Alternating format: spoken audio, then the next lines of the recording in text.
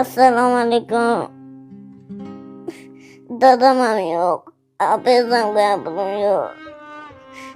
Yordam beringlar, davlat uyida yashaymiz. Dadam adashib ketgan. Mana suv ichishda qo'rqaman. Ovqat yeyishda qo'rqaman. Aka-ukalar yordam bersa qo'yishda qo'rqaman. Qiynalib ketdi. Bu bolacha ismi Muhammad Ali. 7 yoshda. Bundan 5 yil oldin opani kundoshlari opaga qasd qilib turib, bunga kislota ichirib yuborgan. Natijada qizil o'ngach polni kuygan. Bolaning tomog'idan umuman bir tomchi suv ham o'tmaydi, ovqat ham o'tmaydi, hech nima o'tmaydi. 5 yildan beri u faqat mana shu sut ichadi. Qornidan, mana shu shlang orqali sut ichadi hamda suv ichadi.